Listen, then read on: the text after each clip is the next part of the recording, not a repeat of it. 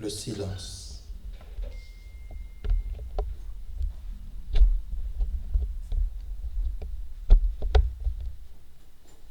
Le silence est une forme d'expression de la prière. Voyez-vous, un temps soit peu que nous observions quelque temps de silence. Parfois, ça devient même déconcertant. Nous avons perdu l'habitude du silence.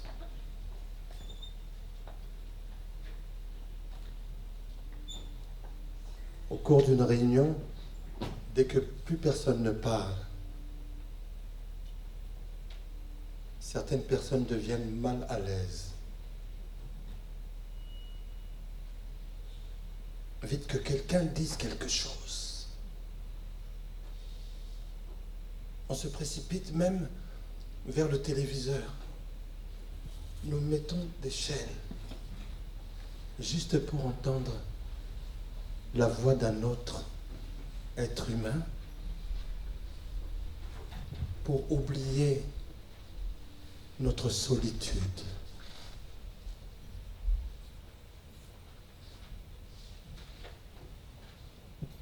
Bien-aimés, la discipline spirituelle du silence nous aide parfois à rétablir la paix dans notre âme.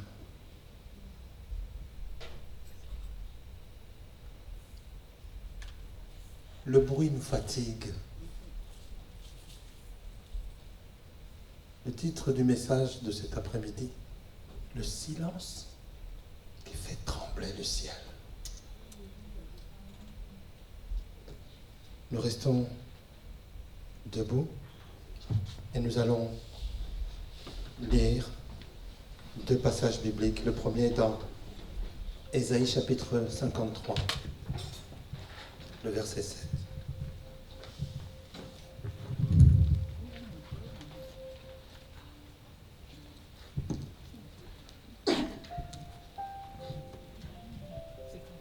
Je lis au nom du Seigneur Jésus.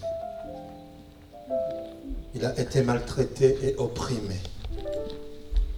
Il n'a point ouvert la bouche. Semblable à un agneau qu'on mène à la boucherie, à une brebis muette devant ceux qui la tondent, il n'a point ouvert la bouche. Cette prophétie s'est accomplie dans Matthieu chapitre 27, versets 12 à 14.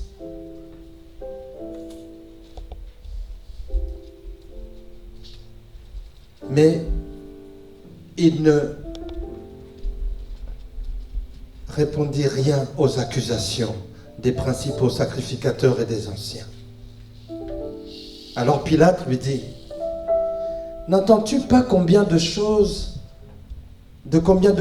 il t'accuse? Et Jésus ne lui donna de réponse sur aucune parole. Ce qui étonna beaucoup le gouverneur. Parole du Seigneur. Nous pouvons prendre place dans le nom de Jésus. Nous sommes entrés dans une année prophétique, une année de grâce, l'année de la grâce abondante. Alléluia. Mais écoute ceci pour commencer. La grâce ne se manifeste pas forcément dans le bruit. La grâce, le miraculeux de Dieu ne se manifeste pas forcément dans le tumulte et dans le vacarme. Alléluia. Parfois la grâce agit dans le silence.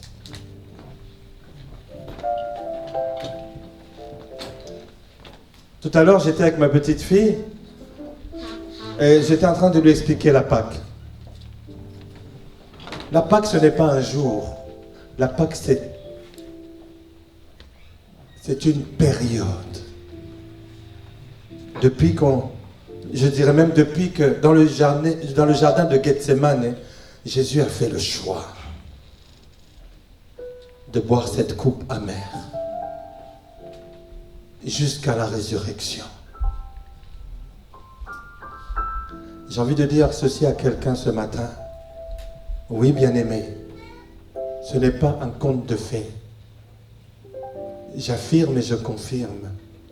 Et que nous le voulions ou non, que je l'affirme ou que je ne l'affirme pas, Jésus-Christ est ressuscité.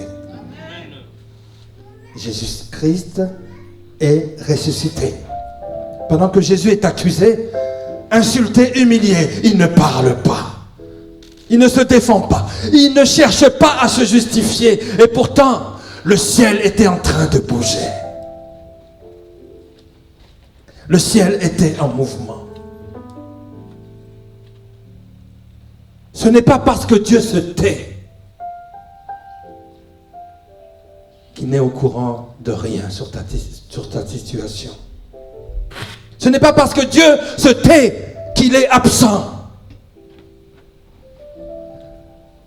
Lorsque Dieu se tait pendant un moment, sache qu'il est en train de déplacer des choses. Il est en train de mettre en place des stratégies pour que sa fille, son fils, puisse un jour se mettre à genoux et dire gloire à toi, Seigneur.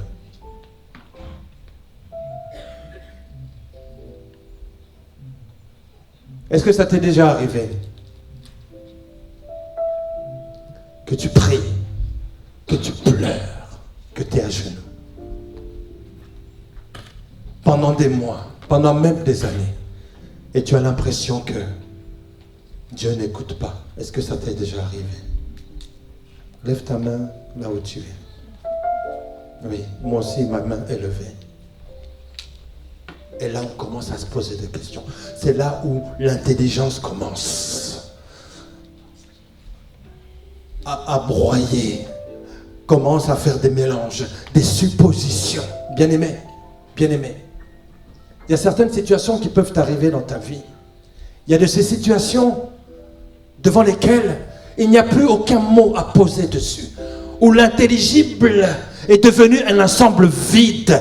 Et c'est à ce moment-là que la présence de Dieu est importante. Et c'est dans sa présence que nous ressentons les mots qui peuvent nous consoler. Les mots qui peuvent nous encourager. Je répète encore ceci à quelqu'un. Ce n'est pas parce que Dieu se tait qu'il est absent. Alléluia. J'avais prévu de faire une démonstration avec de l'eau. Je peux avoir une petite bouteille d'eau? Oh, très bien. Waouh, magnifique. Magnifique.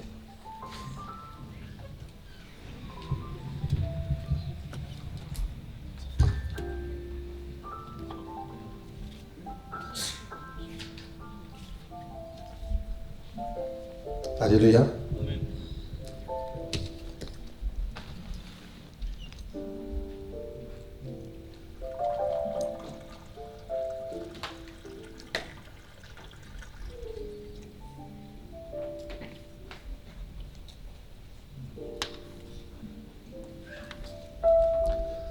Vous imaginez que je mets du sucre dedans, parce que j'avais prévu du sucre. Alléluia. Lorsque je mets du sucre dans ce verre, est-ce que pour autant le sucre va disparaître? Du tout. Alléluia. Mais pourtant le sucre que je veux mettre dans ce verre est en train de produire une réaction. Il y a quelque chose qui va se passer. Même lorsque je vais touiller, pour que le mélange convienne au goût, le sucre n'aura toujours pas disparu. Le silence de Dieu dans ta vie est comme le sucre.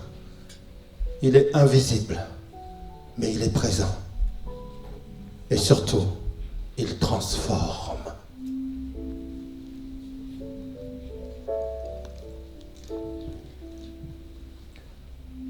Dieu est bel et bien un Dieu vivant. Ce n'est pas parce que tu ne le vois pas que tu ne peux pas le ressentir. Ce n'est pas parce que tu ne peux pas le toucher que tu ne ressens pas le goût. Le goût du divin.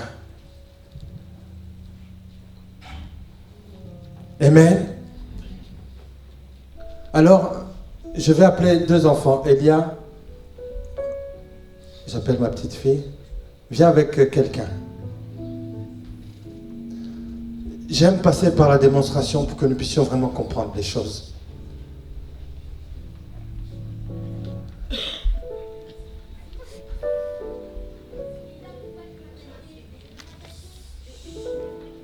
Ah, il se passe quelque chose là.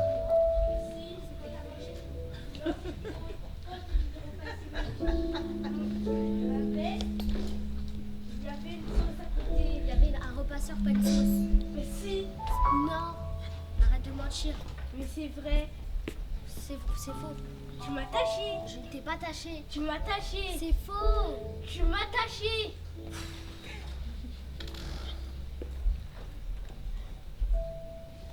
Keila, pourquoi tu m'as taché? Pourquoi tu m'as taché? Tu m'écoutes ou pas? Pourquoi tu m'as taché?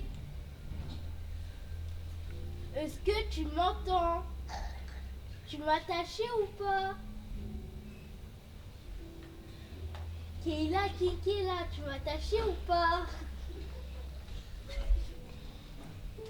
Alléluia. Dites-moi, pendant que ces 2 jeunes filles étaient en train d'avancer, c'était parole contre parole. Il n'y avait pas de dialogue. Et à un moment donné, il y a quelque chose qui s'est passé. L'une des 2 continuait à titiller l'autre, mais l'autre, elle est restée comment? Dites-moi, laquelle des 2 est la plus forte? Celle qui parle ou celle qui a su maîtriser son silence? Merci, on peut les acclamer.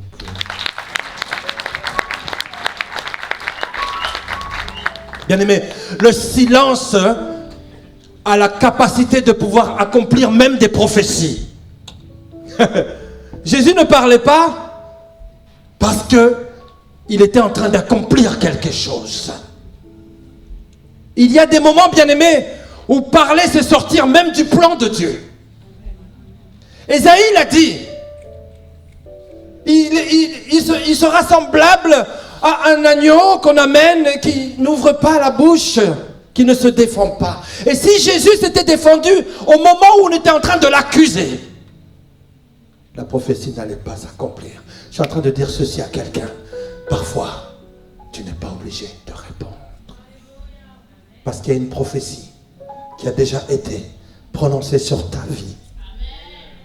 Et lorsque tu te mets à répondre, lorsque tu veux aller au clash, tu dévies la prophétie, ta bénédiction, ta grâce, alors qu'elle avait été déjà prononcée avant même ta naissance.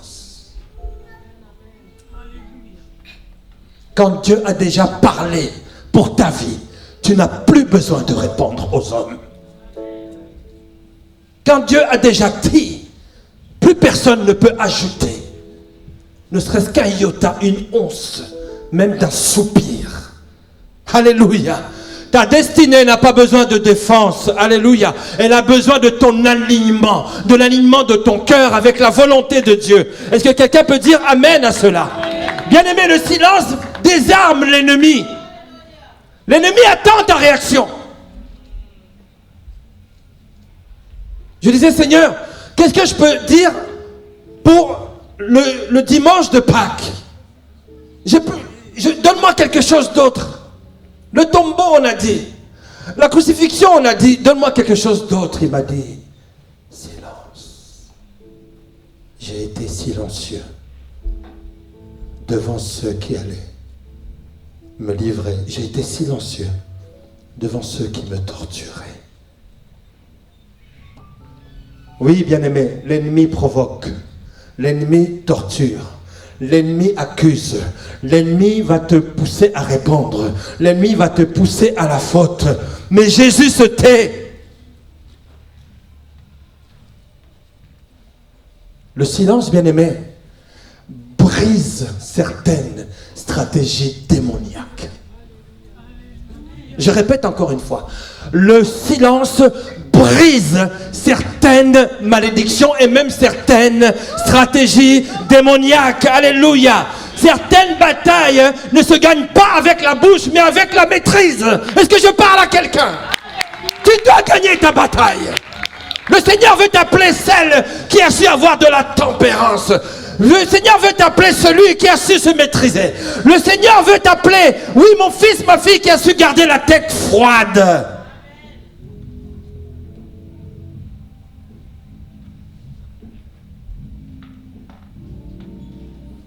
L'homme qui vous parle a été aussi sujet, victime de réactions. Certaines de mes réactions ont envenimé même mon combat, bien-aimé. Nos émotions. Nous sommes trop émotifs. Ta réaction peut envenimer ton combat.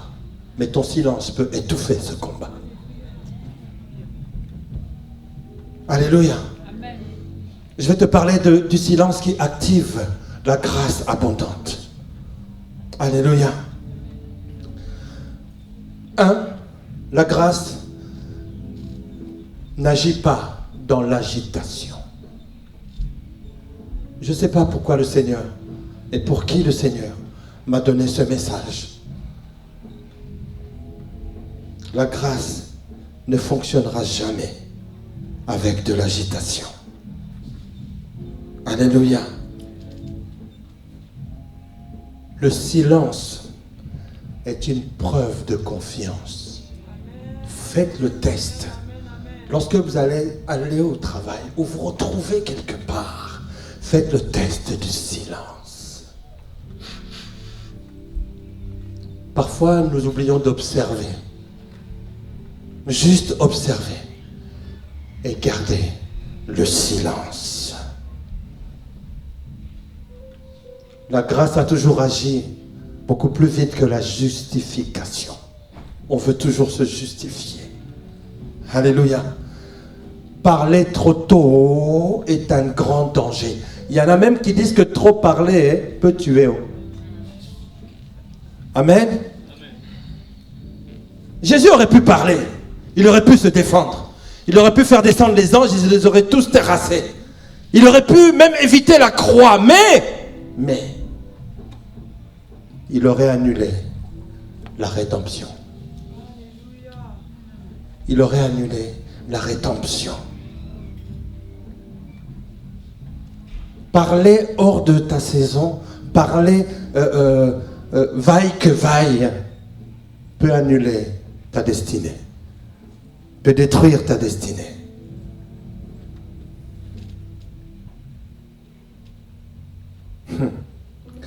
Tout ce que tu peux dire n'est pas forcément ce que tu dois dire.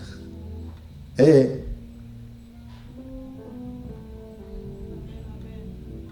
tout est permis, mais tout n'est pas utile.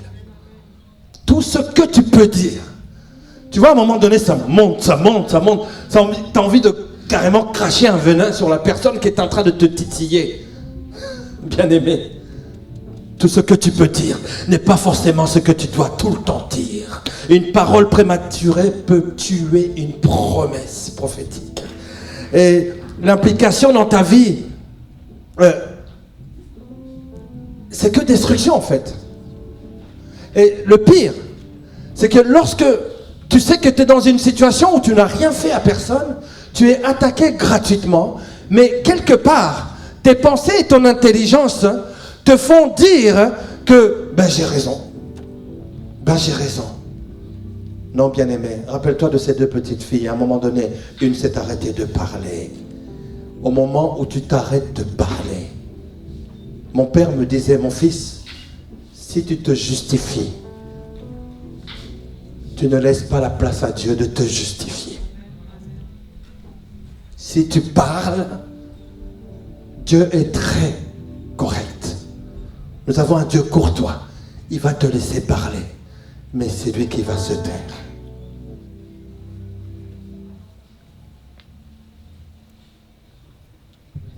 Jésus se tait le vendredi. Ouais.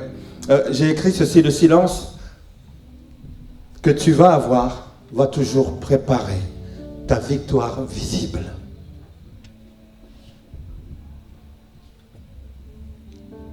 Le jeudi, il est livré.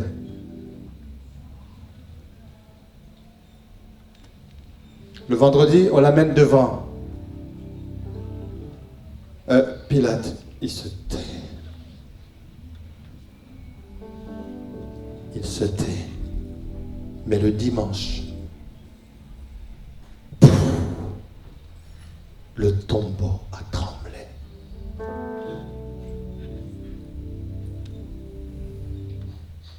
Le silence que tu vas adopter aujourd'hui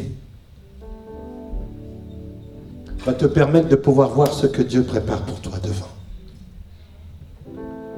Ton silence est une semence. Bien-aimé, notre silence sera toujours une semence. Mais ta victoire, oui, sera un bruit. Je dis à quelqu'un, ta victoire sera un bruit.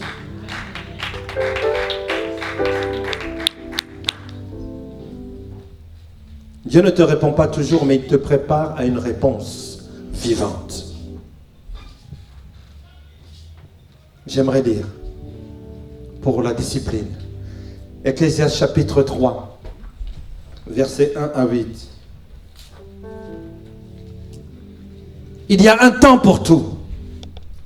Un temps pour toutes choses sous les cieux. Un temps pour naître, un temps pour mourir. Un temps pour planter et un temps pour arracher ce qui a été planté. Un temps pour tuer et un temps pour guérir. Un temps pour battre et un temps pour bâtir. Un temps pour abattre, et un temps pour bâtir. Un temps pour pleurer et un temps pour rire. Un temps pour se lamenter et un temps pour danser. Un temps pour lancer des pierres et un temps pour ramasser des pierres. Un temps pour embrasser et un temps pour s'éloigner des embrassements. Un temps pour chercher et un temps pour perdre. Un temps pour garder et un temps pour jeter. Un temps pour déchirer et un temps pour coudre.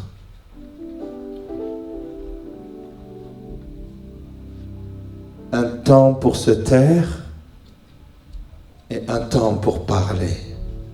Un temps pour aimer, un temps pour haïr. Un temps pour la guerre, un temps pour la paix. Alléluia. Il y a un temps pour parler et un temps pour se taire. Il y a un temps pour faire du bruit, mais il y a un temps pour faire silence. Parfois, parler peut aggraver une situation. Je pense que je suis en train de me répéter. Et je le sais qu'on a besoin, oh combien on a besoin de réécouter, de réentendre encore. Alléluia. Je vais dire ceci à quelqu'un. Ne parlez plus à ceux qui ne vous écouteront pas. Et ça ne sert à rien. Ne parlez plus à ceux qui ne vous écouteront pas. Silence. Le silence, même chez une personne insensée, c'est dans Proverbe, c'est Proverbe 17, je pense. Je ne me rappelle plus du verset exact. Est-ce qu'on peut nous le projeter? 28. L'insensé, même quand il se tait, il passe pour un sage. Celui qui ferme ses lèvres est un homme intelligent. Vous imaginez, même la personne qui... Voilà, c'est un insensé, mais rien que le fait de se taire, on s'est dit, oula, cette personne-là, elle est sage. Elle peut être sage. Bien aimé, la discipline est une façon de se conduire. Tu dois changer les lignes. Il faut vraiment changer. Il faut changer de tactique. Il faut changer de stratégie. Alléluia. La stratégie du clash doit être remplacée par la stratégie de la maîtrise. Est-ce que quelqu'un peut dire amen à cela? Alléluia. Il y a des silences qui ont emporté des batailles et des grandes victoires. Et je suis en train d'annoncer à quelqu'un que ton silence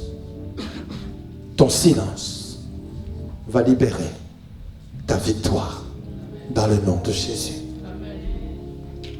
Pour que la voix de Dieu résonne dans ta tête, il faut que tu apprennes à te taire. Quelqu'un disait ceci: ainsi nous commençons la journée en silence, car Dieu devrait avoir le premier mot.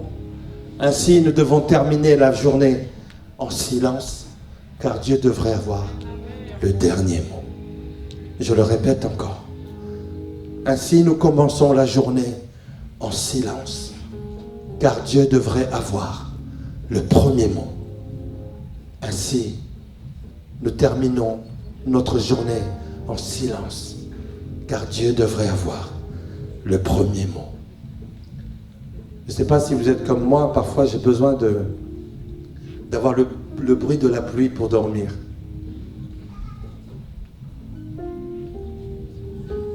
Je vous enverrai le lien, ceux qui le veulent. Moi, quand il y a la pluie, je dors. Alléluia. Mais regardez comment Dieu fait les choses. La manière dont il nous a constitués pour que, in fine, nous finissions dans le silence. Il y a la pluie qui est en train de battre, et là tu t'assoupis. Mais pourtant la pluie ne s'est pas arrêtée. Elle continue. Alléluia. Je suis en train de dire ceci à quelqu'un. Même lorsqu'il y a du bruit, apprends à faire silence au-dedans de toi. Vraiment que ce matin, cet après-midi, nous allons prier ensemble. Nous allons avoir un temps fort de prière. Mais Seigneur, que en mon intérieur, vous savez, ce n'est pas parce qu'on ferme la bouche que dedans c'est... Vous voyez ce que je veux dire? Mais Dieu veut amener la paix dans ton intérieur. Que ce qui est à l'extérieur, dans la maîtrise, soit ressenti à l'intérieur. Les météorologues disent qu'aujourd'hui il fera 14 degrés, mais 18 degrés ressentis. Alléluia. Je demande à ce que le Seigneur puisse te faire ressentir sa paix à ton intérieur. Pas simplement une sensation, mais que tu ressentes sa paix. Amen. Dieu lui-même s'est arrêté de parler. C'est ce qu'on appelle dans la théologie le silence intertestamentaire. C'est-à-dire que entre Malachie et le premier livre de Matthieu, il s'est passé 400 ans où Dieu n'a plus parlé. 400 ans de silence. Dieu te demande parfois de faire silence, que ne serait-ce qu'une minute. Quand tu sens que tu veux sortir les choses, le silence. Apocalypse chapitre 8, versets 1 à 5. Il y a un silence de 30 minutes qui est dans le ciel. Ce ne sont pas des choses que j'invente, c'est écrit. Quand il ouvrit le 7e sceau, il y eut un silence, dans le ciel, un silence d'environ une demi-heure. Et j'ai vu les 7 anges, et je vis les 7 anges qui se tiennent devant Dieu.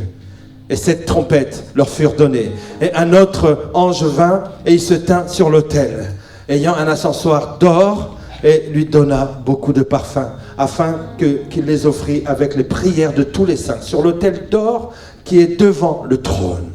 La fumée des parfums monta avec les prières des saints, de la main de l'ange devant l'Éternel. Et l'ange prit l'encensoir, il le remplit de feu de l'autel et le jeta sur terre.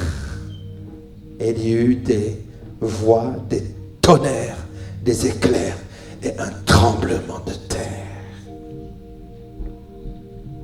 Le silence est un langage. Le silence fait trembler les choses. Le silence est un langage, comme je le disais. Alors, je pense que pour aujourd'hui, je vais te laisser Isaïe 30, verset 15. Je bénis le Seigneur parce que ce n'est pas la première fois qu'on le lit cette année. Il dit ceci, la parole du Seigneur dit ceci. Car ainsi a parlé, pas Moïse, pas Élie, pas le prophète Samuel, le Seigneur, l'Éternel, le Saint d'Israël. C'est dans la tranquillité et le repos que sera votre salut. C'est dans le calme et la confiance que sera votre force.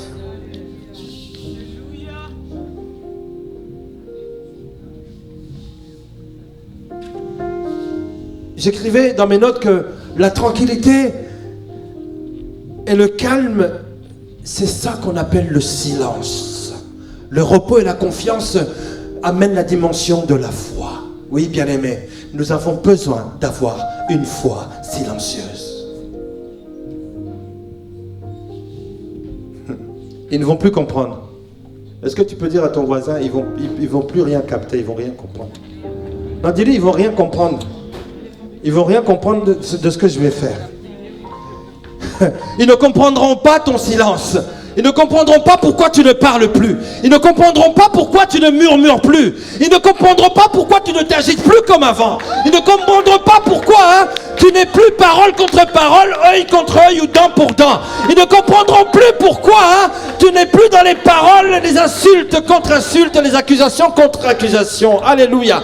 Si la nature ne les a pas enseignés, alors ton silence doit les enseigner. Un bébé, lorsqu'il est conçu dans le ventre de sa mère, on n'a jamais entendu un bébé crier. Il est dans le silence. Pendant ces 9 mois, il est entouré d'une protection. Le Seigneur est en train de dire, ma grâce abondante t'entoure et te protège. Mais je t'impose le silence. Le silence. Le silence, bien-aimé. Dieu veut que tu sois dans une atmosphère protégée. Le bébé dans le ventre de sa maman, il est silencieux. Pendant que Dieu est en train de le façonner. Pendant que Dieu est en train de mettre les choses en place. Pendant que ses poumons sont en train d'être, sont en train de se former. Pendant que son cerveau est en train de se mettre en place. Je dis ceci à quelqu'un, lorsque tu vas sortir du ventre, il y aura un cri. Il y aura un cri. Ah, t'as vu un bébé sortir? Il sort les 2 poings fermés et il crie. Dis à ton voisin, le 9e mois est bientôt là. Alléluia. Bien-aimé, toute victoire s'accompagne toujours d'un cri. Toute victoire s'accompagne toujours d'un cri. Lorsque le Congo a été qualifié pour la Coupe du Monde, il y a eu un cri. Il y a eu un cri. Et je suis en train de dire à quelqu'un, il y aura un cri très bientôt.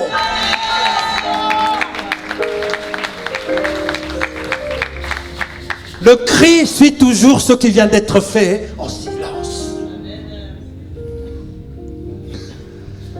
Je pensais que tu allais acclamer cette parole. À la croix, pendant cette période de Pessah, cette période de Pâques, ta victoire avait déjà été scellée dans le ciel, dans le silence. J'aimerais que tu puisses dire à quelqu'un, ma victoire a déjà été scellée dans le calme. Alléluia. Oh bien-aimé, la parole de Dieu est bonne. Je vais devoir m'arrêter là. Parce que nous devons prier aussi pour nos familles. Nous devons prendre la Sainte Seine. Alléluia. Mais je pense que le message est passé. Un cri de victoire est toujours précédé par un silence.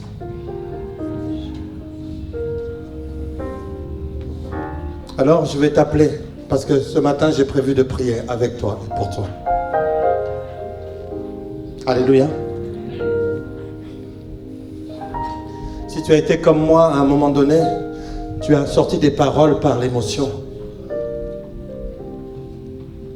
et que ça amenait plus de problèmes que de solutions.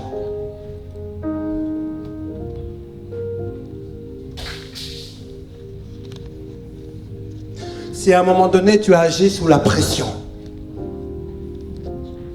tu as parlé de façon impulsive et ça a dérangé.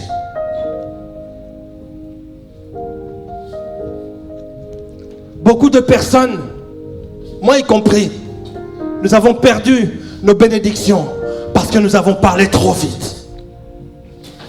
À cause de nos paroles. Le Seigneur veut discipliner ta bouche.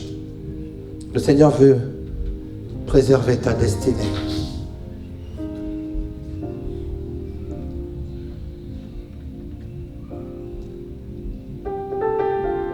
Si tu as une situation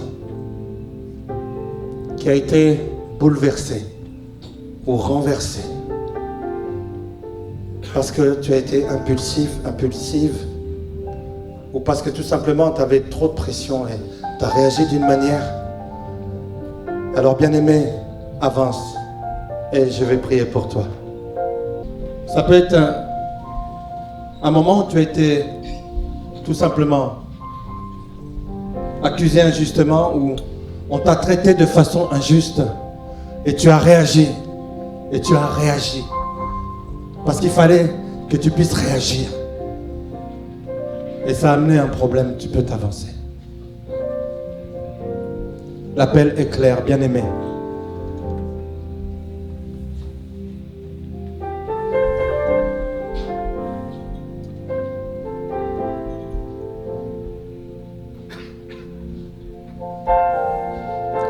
Je ne sais pas cet après-midi, ce sont des gestes prophétiques que nous allons faire. Le Saint-Esprit ne m'invite pas à vous imposer les mains, mais il m'invite à vous amener dans un temps, dans une dimension de délivrance et de brisement réel. C'est une souffrance, bien-aimé.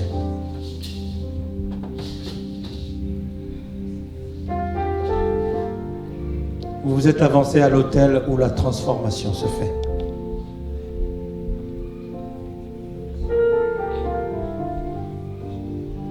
Il y a des paroles que nous avons dites. Il y a des paroles que tu as dites qui ont ouvert des portes que tu ne maîtrises même plus aujourd'hui.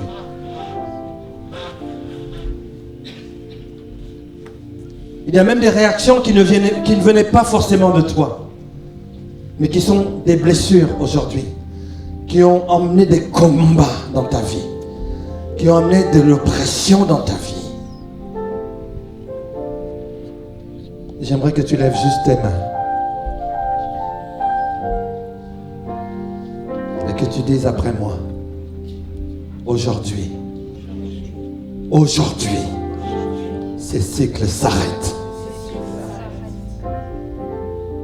J'aimerais que tu mettes, prophétiquement, que tu mettes ta main sur ta bouche.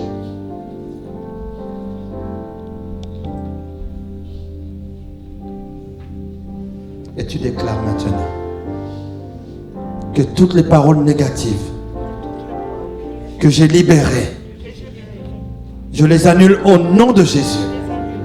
Que toutes les paroles négatives qui sont entrées dans mes oreilles et qui ont été enfouies dans mon cœur, je les brise maintenant au nom de Jésus. Je reprends le contrôle de ma bouche. Au nom de Jésus, toute alliance démoniaque qui a été liée au travers de mes paroles perd son pouvoir aujourd'hui. Perd son pouvoir aujourd'hui. Je brise les paroles d'autodestruction dans ma vie. Je renonce aux paroles de malédiction contre ma propre vie. Toute foi étrangère qui parle au travers de moi, sors de ma vie maintenant. Je ferme la porte aux paroles qui viennent des ténèbres, aux paroles qui viennent de l'agacement, aux paroles qui naissent dans la colère. Je les ferme maintenant au nom de Jésus. Elles sont brisées. Elles sont brisées. À la croix, Jésus-Christ a brisé le mal. Ma bouche appartient désormais au Saint-Esprit. Au nom de Jésus. Je veux que tu puisses crier 3 fois, je libère ma bouche. Je libère ma bouche. Je libère ma bouche. Je libère ma bouche. Mon cœur est libre. Au nom de Jésus.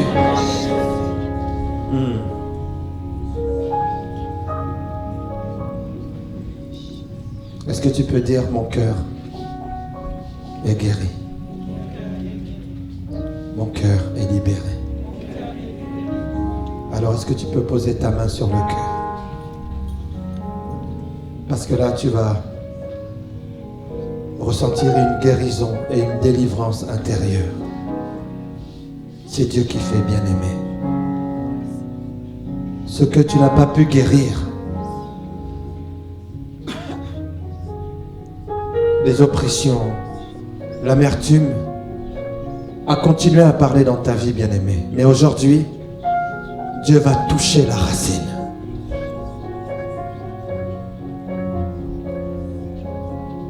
Prie maintenant.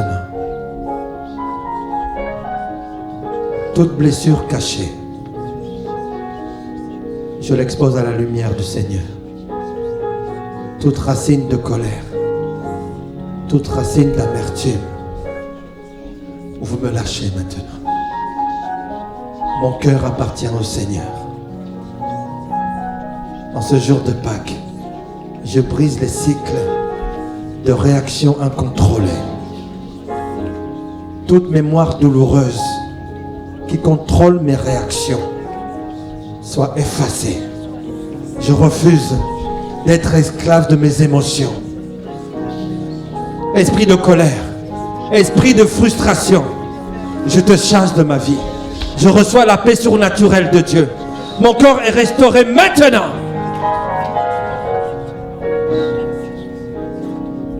Pose tes 2 mains sur ton cœur et commence à parler à ton cœur. Commence à parler à ton cœur. Mon cœur soit guéri, mon cœur soit restauré. Que le sang de Jésus pénètre mon cœur. Oui, parle, parle. Tu es dans un temps de régénération, un temps de restauration.